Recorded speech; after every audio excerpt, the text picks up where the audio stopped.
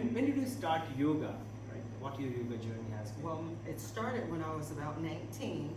I purchased a CD, a tape, and it was a tape of 3, which was beginner, intermediate, and what was Advanced. Advanced. Mhm. So I started with the intermediate, I and see. just the mere fact of learning how to breathe and twist and move in those postures, and I could see how, as I did it each morning, Yeah. that, you know, the results that I got. So I see.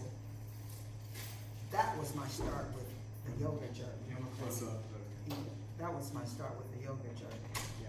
So, and I kept continue to do that, but I always worked out. I always, you know, had form of exercise because I know that that made me feel better mentally, and so I just always added something. I see. Mhm. Okay.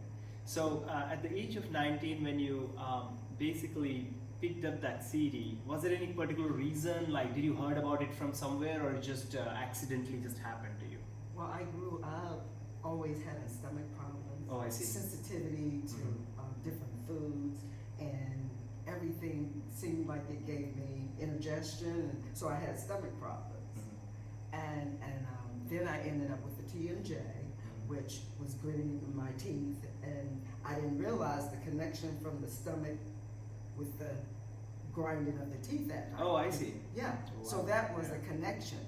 And I didn't realize that, you know, until I got older, where I can see it now. Right.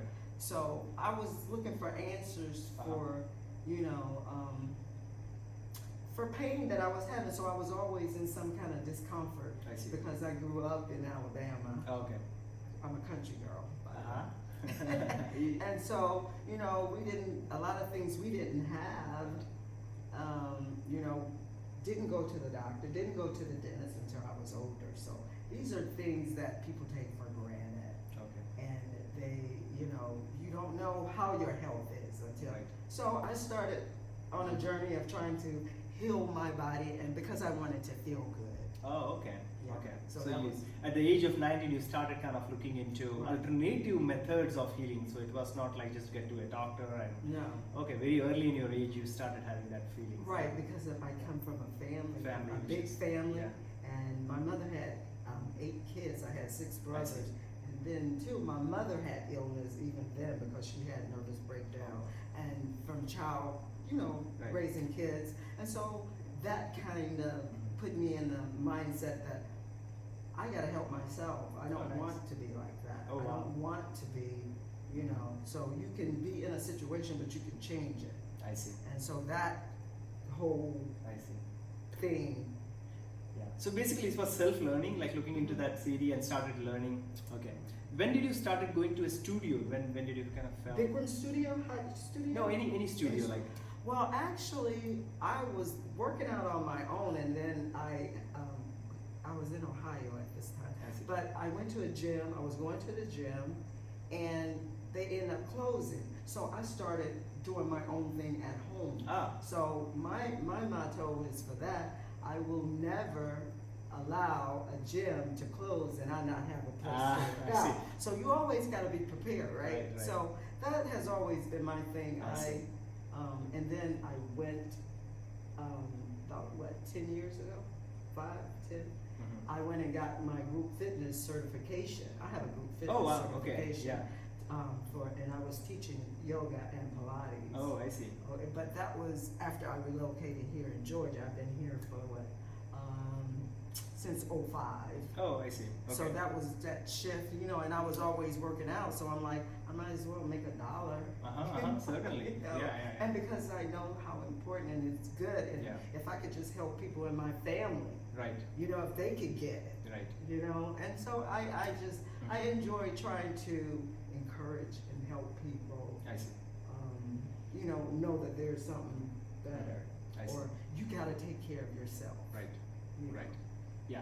So that's good. So now that you came to Atlanta, you started going to studios. But you know, one thing you already kind of answered why yoga, but you want to kind of go into like how basically it helped you, like how yoga basically transformed you. Well, what really, really, really got me was when with the shoulder injury and the neck and stuff. And when I started coming to Bikram yoga, I started Bikram yoga, it'll be 5 years now because I've been at this studio but I started, and I could just, my first visit to Bikram yoga was like, am I gonna die in here? I mean, but I went home and I meditated because I do meditate and I believe in meditating that whole thing. Right. And it settled in my spirit that you can do this. Okay, so the next day I came and it was full force ever since. You know, I just I could just see that the connection where my neck, I wasn't having as many, like, it was more tension because when you grind your teeth, and my stomach got better. Right. My stomach, from the exercise, I could tell the difference because when I started, you know, I was having all kinds of just discomfort. It just wasn't working, you know. But as we went on, I could tell that it was about the posture and breathing. And, you know, I had that busy and racy. I could tell when I started meditating how that takes a lot of work, and how it really helped. You might not think that it's doing anything, but consistency is the key. So if you're consistent about doing it, it works. But it's not going to work. It's not a magic pill like they give you, thinking that it's a magic pill. It's not a magic pill, and, you know. So it takes the consistency. You know, you got to be consistent about whatever it is you're doing if you want to progress. It's not like fast food, right? No. Come here and get I there. don't know. That's not it. And you have to get rid of the ego. It ain't even about that. That's not what it's about. I see. You know, you gotta find your reason for why you're practicing. You know, why you're doing what you're doing. Once you know the reason why you're doing what you're doing, you're better able to do it. You know, that's what I think. I believe that's what has worked for me.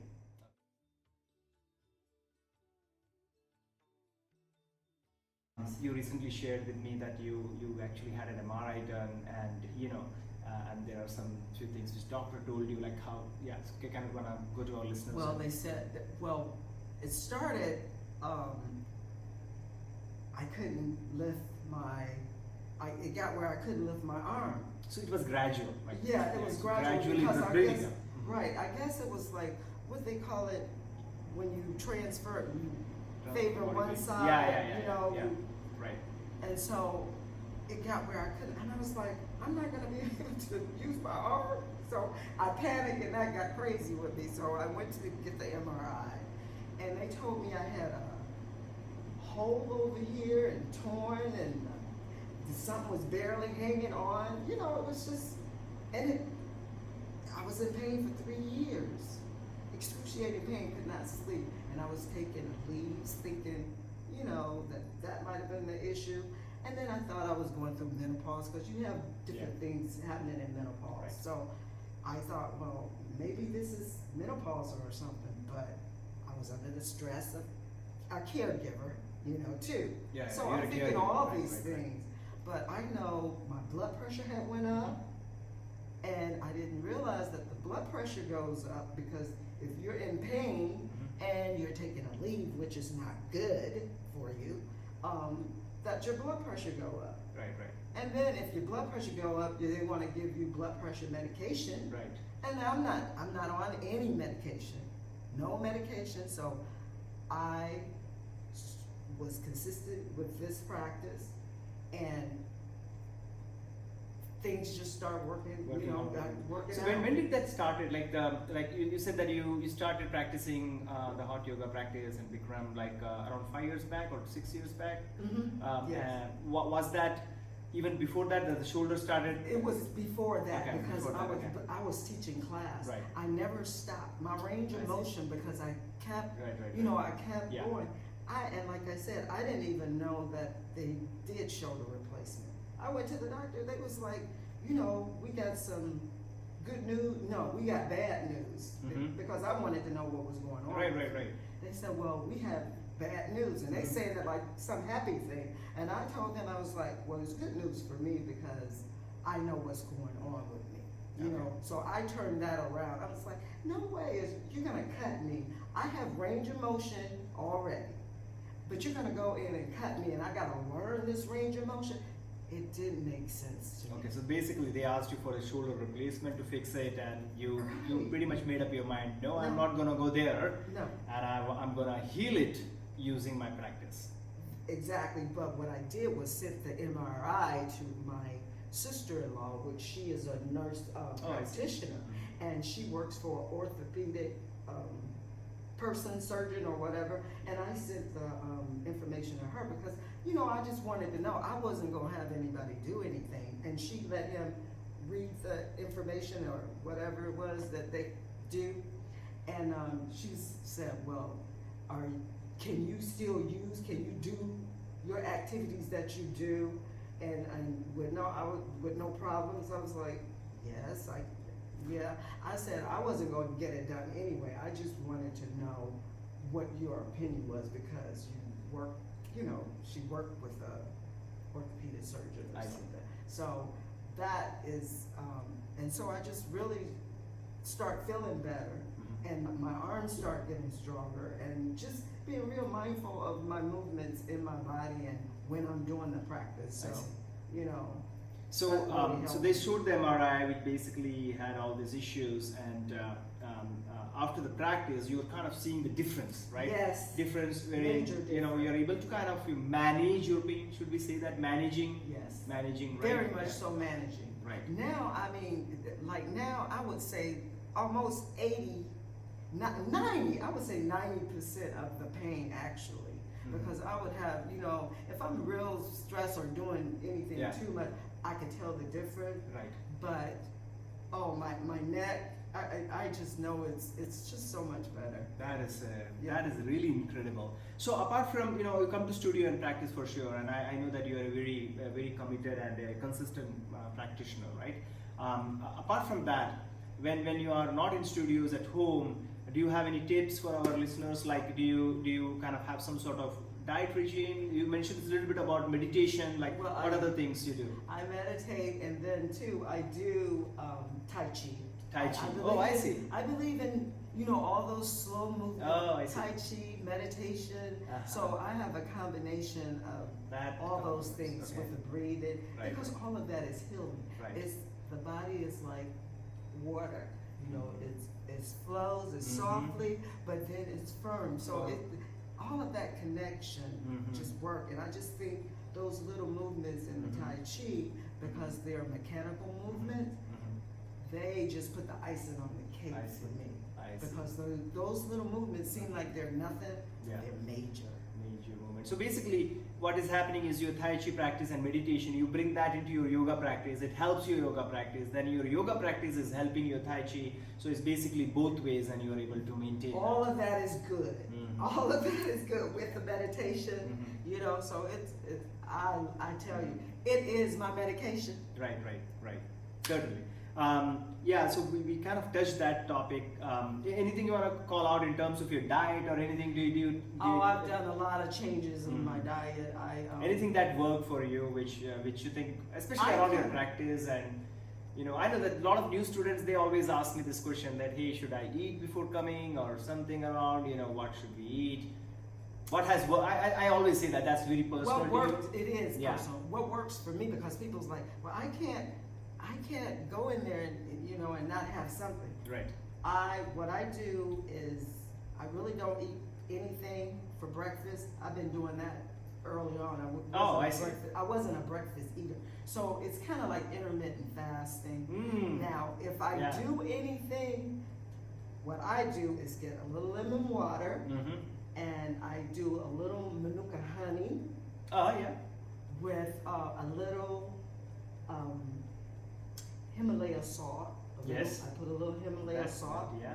and I'll do that, and I take a little slippery elm, which helps soothe, Uh-huh. because I'm working with stomach. Right. You have stuff. stomach issues. Right, yes. so if I did anything that I would do it in the morning, Okay. but for the most part, I don't eat until about after 12, 1, Yeah. so Yeah. and then after this practice, you're really not hungry.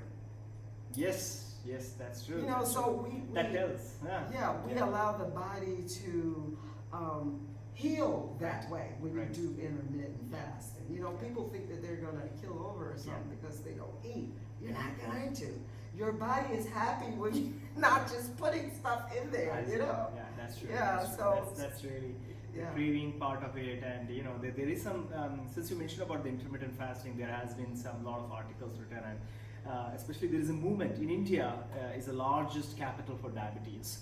And I mean, the researchers have done, and again, to your point, you can inject insulin, right? Basically, injecting something into your body might, you know, do something in one part, but then harm other parts and all, right? So eventually, the research came out, and they talked about intermittent fasting. The reason is, what happens is when we eat, at that time, the insulin secretion is required, right? That is when this insulin is required, and the sugar contentment happens.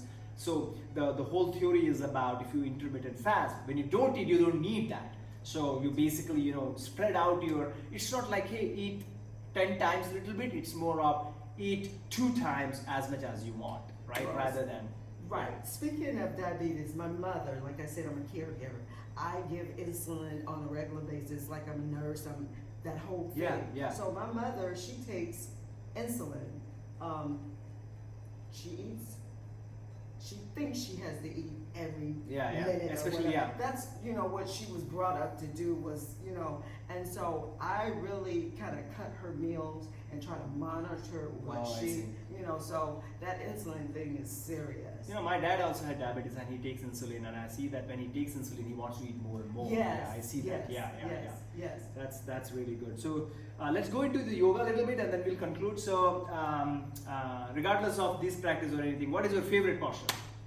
All of them are my favorite, but my most favorite is the breathing. I think because it's the start of everything. Very nice. It's the most important thing, and I think that, you know, it has helped me more so with my arms and stuff. You know, because of the practice, because I'm using them and building, and it's all that connection. And I just really think that it helps to align, you know, my neck, and because at one point I couldn't turn my head, you know. And you can see the magic of breathing in your postures as you get connected. And I think your meditation and Tai Chi, basically that helps you kind of connect that together, right? Because now you know the value of that breathing with your movements and your postures and such. That is a big lesson for the students to know that, you know, breathing is that element which you need to control. If you can control breathing, you can control your mind and your body. It's the most important thing. That's what I stress. Very nice. That's awesome. Your breath is the most important. It ain't even about the posture. You know, the posture, look, if you know how to breathe, the body will open up and allow you to. You know, my thing is off the chart. Okay, so let's go into what are the postures you are right now working on? Maybe I would not say not your favorite, but maybe which are the postures one that you're I'm working on is one where, you know, after we come out of the tree, Padangusthasana, you're on the toes. Yes, on the toes, and trying to get that balance and coming up off the hip. So that is one of my most challenging practices. And still forehead to knee, just to relax and kind of, you know. But my most challenging one, I think, is that You're one. working on Padangusthasana. That is awesome. How often do you practice nowadays? I practice Monday through Saturday. Wow, that's exactly. Whenever somebody asks me, hey, how often I should practice, I always say you need to practice every day. Now, that doesn't necessarily mean that you need to find 90 minutes or 2 hours, 3 hours every day. You need to find a time wherein you are dedicating it for either meditation or yoga or whatever. I totally agree. I think you should do something every day. Just because I'm not in here, don't mean that I'm not doing it. Exactly. Okay, because I have, like I said, with the Tai Chi and the tapping and the body needs to move. The body needs to move. So I do something every day. Every day. So certainly.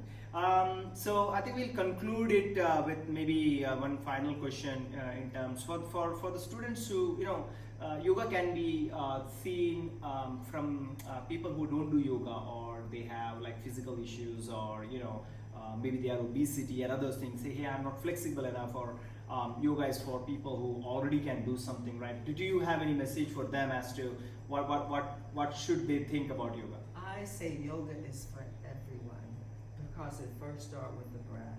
Right. So I think that any and everybody can do yoga. Start where you're at. If you're in a chair, you know, you can start because you're breathing. Right. If you can move an arm, and if you can reach here, even if you're standing up, using props, using a chair for balance to help build and strengthen your core and your upper body. So, you know, everybody, you can do something. If you can move, you can do something. Come up on, even if you're in a wheelchair, coming up on your toes. Yeah. Movement. You need to move and breathe. Right. You know, Yeah. there's no excuse. Right. I don't- So you guys, for everybody, you can do it based on your body, based on your mind, Where and you're everything. at. And it's a journey. You can progress, and you can personalize it based on you, and that's fantastic.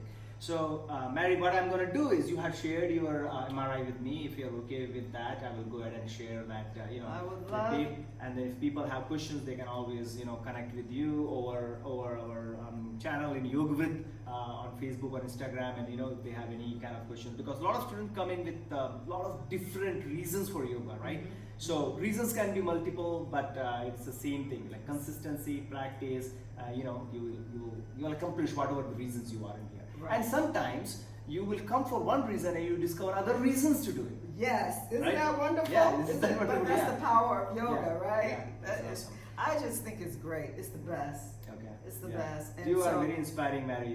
This is awesome, and I hope that this talk is going to be inspiring for others. I hope so, because look, I love to see people not in pain. I know what pain is like, and I just, and I know a lot of people are in pain because of their posture, and that is what this is about. It's your posture. It's about balance, and once you realize that and start working on that and being mindful of that, you'll thank yourself. So look, your body will be happy, and you'll be happy doing other things in your life that you want to do. Yeah. Fantastic. Yeah. Happy body. Happy body, happy mind. All right. Thank you so much, Mary. Thank Really you. appreciate your time, and I wish you all the success in your coming years in the practice of it.